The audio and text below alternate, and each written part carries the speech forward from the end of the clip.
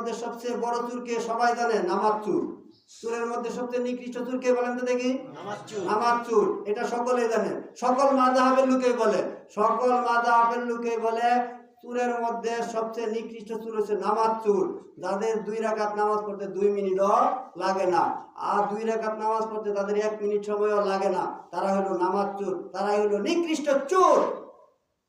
তাহলে সালাত যেভাবে আদায় করতে বললেন সেভাবে আদায় করি না, দ্রুত গতিতে সালাত আদায় করি, রুকু সাজদা দ্রুত গতিতে করি, আমরা তারতিলের সহিত সালাত কোরআন তেলাওয়াত করি না। আর আমরা এরকম যাদেরকে আল্লাহ তাআলা সুস্থতা দিয়েছে অনেকে জামাতে সালাত আদায় করি না, বাড়িতে করি। জামাতের ব্যাপারে অনেক জায়গায় আল্লাহ তাআলা ঘোষণা দিয়েছেন, সূরা মুমিনের 9 নম্বর আয়াতে ঘোষণা দিয়েছেন, আল্লাযীনা হুম আলা সালাওয়াতিহিম ইউহাফিজুন, সালাতকে তোমরা হেফাজত করো। সূরা মুমিনের 9 নম্বর আয়াতে বলেছেন সালাত তোমরা হেফাজত করো, যে জায়গায় আযান হয়, যে জায়গায় জামাত হয় সেই জায়গায় যা তোমরা সালাত আদায় করো। জামাতে সালাত আদায় করা 27 গুণ সওয়াব বেশি। আর জামাতের ব্যাপারে আল্লাহ তাআলা জানায় দিলেন, কিন্তু আমরা অনেকে জামাতে সালাত আদায় করি না। জামাতের সময় দোকানে বসে থাকি, জামাতের সময় আমরা চাষটেলে বসে থাকি, জামাত শেষ হয়ে গেলে অনেকে আছে একা একা সালাত আদায় করি, কিন্তু আপনার সালাত হেফাজত করা হয় না। আপনি সালাত হেফাজত এইভাবে করবেন, যে জায়গায় আযান হয়, যে জায়গায় জামাত হয় সেই জায়গায় যা সালাত আদায় করার চেষ্টা করবেন। বাকি রমজান মাসটা যদি আপনি আল্লাহ তাআলা যেভাবে সালাত সিয়াম পালন করার নির্দেশ করলেন এইভাবে যদি করেন, আপনার বাকি জীবনে যত অপরাধ যত পাপ আছে, আগুন যেরকম লাকড়িকে জ্বালাইয়া দেয়, কোন মানুষের সিয়াম যদি আল্লাহকে খুশি করার জন্য আল্লাহ যেভাবে করতে আদেশ করলেন সেইভাবে যদি করেন, আপনার বাকি জীবনের যত গুনাহ আছে সমস্ত গুনাহ আল্লাহ তাআলা জ্বালাইয়া দিবেন। বলি সুবহানাল্লাহ। তাহলে আমরা এই শেষ সময়টা যেন আল্লাহ যেভাবে সিয়াম পালন করার নির্দেশ করছেন সেইভাবে যেন করতে পারি, সেই তৌফিক আমাদের সকলকে দান করুন। সকলে বলি আমিন। সুবহানাকাল্লাহুম্মা ওয়া বিহামদিকা আশহাদু আল্লা ইলাহা ইল্লা আনতা আস্তাগফিরুকা ওয়া আতুবু ইলাইক।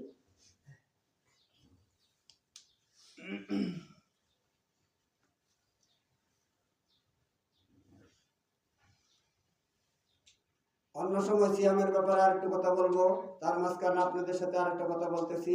যে উদাহরণটা হলো এই, যে আসলে আমরা আল্লাহ তাআলা যা দিতে চাইলেন তার থেকে আমরা নিজেরা চায়া কমায় নিলাম। এর একটা জেনে বাইরের একটা উদাহরণ দিচ্ছি, হাদিসের ভিতরেও আছে উদাহরণগুলা। যেমন এই যে মাঝে মাঝে হাদিসের ভিতরে কই মাছের গাছের বিভিন্ন উদাহরণ আল্লাহ তাআলা কোরআনের আয়াত দিয়েও এই সমস্ত ব্যাপারে কসম খাইছেন। তিনের, জয়তুনের, সূরা 3-এর ভিতর আছে, পাহাড়ের, সিনিনা, এরকম বিভিন্ন জায়গায় আল্লাহ তাআলা কসম খায় বলছে। তো আমিও মাঝে মাঝে আপনাদের উদাহরণ দিয়ে থাকি যে আমরা সিয়ামের সওয়াব কিভাবে কমায় নিলাম। এক ব্যক্তি বড় একটা মাছ পাওয়ার পর বাদশার নিকট লয়ে গেছে বিক্রি করার জন্য। এটা কিন্তু হাদিসের কথা না, ওই বাকি হাদিসগুলা বোঝার জন্য। আপনারা যে সালাতে পরে আসেন, জুমার নামাজের জন্য পরে আসেন, আপনারা কিভাবে পাইছেন একটা উদাহরণ দেই। বিক্রি করার জন্য মাছ নিয়ে গেছে বাদশার কাছে, বাদশার নিয়ত হইল তারে খুশি করে দেওয়া, আর বাদশার স্ত্রীর নিয়ত হইল তারে ঠগায় দেওয়া। হ্যাঁ ভাই, সকলের কিন্তু ইনসাফ বিচার নাই সমান। কেউ নিয়ত আছে ঠগানি, কেউ নিয়ত আছে জিতানি। বাদশার নিয়ত করছে যে জেলে ভাই সারা রাত কষ্ট করে মাছটা ধরছে, কত কষ্টই না হয়েছে, তার যেন একটু আমি পুষায় দিতে পারি, তার যেন আমি একটু জিতায় দিতে পারি, এটা হলো বাদশার নিয়ত। আর বাদশার স্ত্রীর নিয়ত হইলো যে আমি যেন ঠগায় রাখতে পারি। দুজনের নিয়ত কি এক সমান না? বুখারী শরীফের হাদিসের নিয়তটা আপনি শুনেন।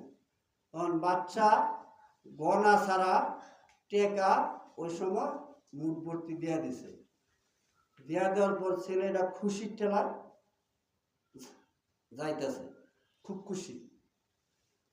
এরপরে তার স্ত্রী বলতেছে, শুনেন, আপনি যেটা ধারণা করে তারে টাকা দিচ্ছেন সে কিন্তু এটা বলবে না। সে কি বলবে আপনি জানেন? কি বলবো?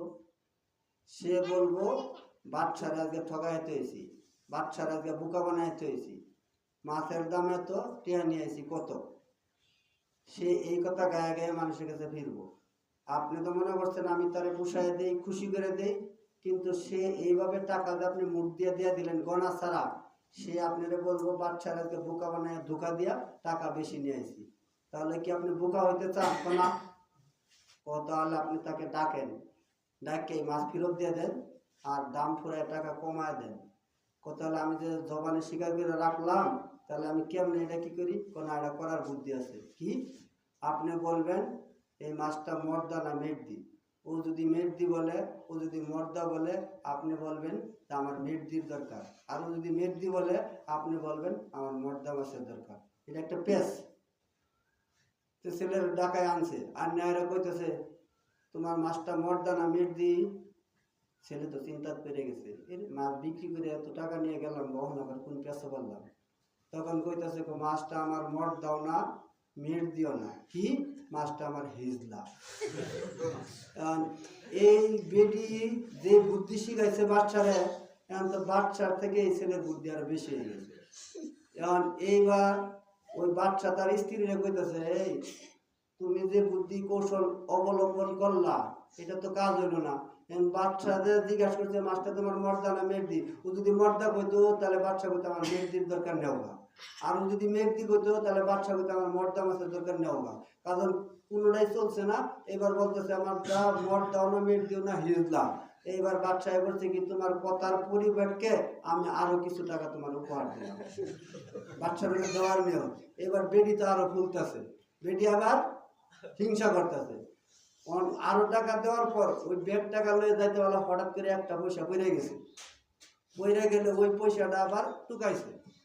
টুকাইলে এই বেরিয়ে দেখছুন এর অভ্যাসটা কত খারাপ। আপনার মান সম্মান রাখলো কিছু, একটা পয়সা পড়ে গেছে, এত টাকা ওরে দিলেন তাও ওর মন বললো না, একটা টাকা পড়ে গেছে। এই টাকাতে কোনো ভিক্ষু ফকির মিসকিন টুকায়ও খাইতে পারবো না। এই একটা টাকা আপনার রাজদরবার থেকে টুকায় নিল, এটা কিরকম কাজটা করলো? কাজে এই কাজটা তো আপনার ইজ্জত কমাইছে। আপনি ওরা ডাকায় জিজ্ঞাসা করেন কেন টুকাইছে, ডাকিয়ারে জিজ্ঞাসা করছে তোমার এতগুলো টাকা দিলাম, একটা টাকা পড়ে গেছে, এটা টুকাই লাগেন। বাচ্চা আমি একটা টাকা লুপ করে টুকাই নাই, ওই টাকাটার মধ্যে আপনার একটা ছবির সিল আছে, এই সিলটা মানুষে পাড়াইবো আমার সহ্য হয় না, এই জন্য আপনার ওই সিলটার জন্য পাড়া না লাগে এই ভক্তি করে আপনার ওই টাকাটা নিয়ে গেছি। এবার বাচ্চা কইতেছে এই কাজটা তো আরো বেশি সম্মানিত করছে, তুমি মনে করছো অপমান করছে, এটা তো আরো সম্মানজনক কাজ করছে, আরো টাকা দিয়ে দিচ্ছে। এই বেটি তো অন্তরের খালি ফিরতেছে যে কিছু মানুষ আছে নিয়তের কারণে পাপ হয়, আবার নিয়তের কারণে সব হয়। আপনার যদি নিয়তটা ভালো রাখেন, এই যে মসজিদে যে মানুষ এরকম ডাকাডাকি যে এটা করা উচিত এটা করে না।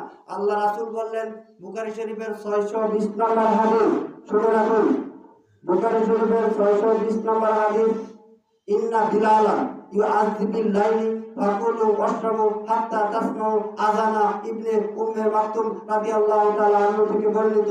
রাসূলুল্লাহ সাল্লাল্লাহু আলাইহি সাল্লাম বলেছেন সেহরির জন্য বেলাল আযান দিতেন।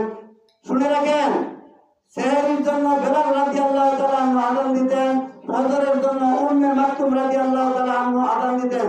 আমরা যে আযানটা চালু করছি এটাই সুন্নাহ। যারা ডাকাডাকি করে, টাকার উপরে যারা চাউল নেয়, যারা বেদাত করে তারাও যে পাপ করলো, যারা চাউল দিয়ে সহযোগিতা করছে বেদাতকারীকে তারাও পাপ করলো। গান করলে যেখানে দান করে ওটা যেরকম পাপ হয়, একদিন মানুষ ক্ষমা চায়, একদিন মানুষ তওবা করে যে গানের মধ্যে দান করছি আল্লাহ মাফ করো, কিন্তু যারা বেদাত করে মাইকিং করে চাউল নিল এদের ব্যাপারে তারা তওবা করবে না। চাউল দিয়ে কে কথা বলবে আস্তাগফিরুল্লাহ আস্তাগফিরুল্লাহ, আল্লাহ ভুল করে আসছি বেদাতকারীকে চাল দিছি, তওবা করবো না? বুঝে না নেই। যারা চাউল দিতেছে, যারা মাইক দিয়ে ডাকতেছে, ডাকার পরে যারা বেদাত করলো, এই বেদাতকারীরা যারা চাউল দিছে, ওই বেটি চাউল দিয়ে রেখে কথা বলবো আস্তাগফিরুল্লাহ আস্তাগফিরুল্লাহ, চাউল দিয়ে ভুল করছি না। ওই বেটি চুরি করে গেলে আস্তাগফিরুল্লাহ বলবো, ওই বেটি অন্যায় কাজ করলে আস্তাগফিরুল্লাহ বলবো, ওই বেটি মনে করছে ভালো কাজ করছে। মুসলিম শরীফের 1718 নম্বর হাদিস, নাম্বার সহ হাদিস শুনে রাখুন, মান আমিলা আমালান লাইসা আলাইহি আমরুনা ফাহুয়া রাদ্দুন। রাসূল যেটা করে নাই, রাসূল যেটা নিষেধ করছে, আপনি যদি সাদা সুন্দর হয়, যদি ভালো হয়, সে আমল বাতিল, সে আমল প্রত্যাখ্যান করা হইবে। রাসূল 3 বার বলছেন সে আমল বাতিল, সে আমল বাতিল। আপনার চাল দেওয়ার সওয়াব বাতিল, আর যারা ডাকাডাকি করছে তাদের সওয়াব বাতিল। তাদের সওয়াবের বাতিলের ঘোষণা আমি দেই নাই, রাসূল দিয়েছেন। মুসলিম শরীফের 1718 নম্বর হাদিস আপনারা জেনে রাখুন, মান আমিলা আমালান লাইসা আলাইহি আমরুনা ফাহুয়া রাদ্দুন। আমাদেরকে আল্লাহ তাআলা বেদাত থেকে বাঁচার তৌফিক দান করুন, সকলে বলে আমিন। যারা মাইকের কথা শুনলেন, শোনার পরে যদি চাল দেন, আমি মনে করবো আপনার কান নাই, আমি মনে করবো আপনি আল্লাহর হাদিস কোরআন বিশ্বাস করেন না। আল্লাহ তাআলা আপনাকে আমাকে হাদিস কোরআনের উপর আমল করার তৌফিক দান করুন, সকলে বলে আমিন। সুবহানাকাল্লাহুম্মা ওয়া বিহামদিকা আশহাদু আল লা ইলাহা ইল্লা আনতা আস্তাগফিরুকা ওয়া আতুবু ইলাইক। দাঁড়ায় কথা সোজা করি, মাঝখানে ফাঁকা জায়গা বন্ধ রাখি, কাঁধে কাঁধ মিলায় দাঁড়াই। এই কথা কোনো ইমামটা বলেই না, জানেই না, বলবো কোথেকে।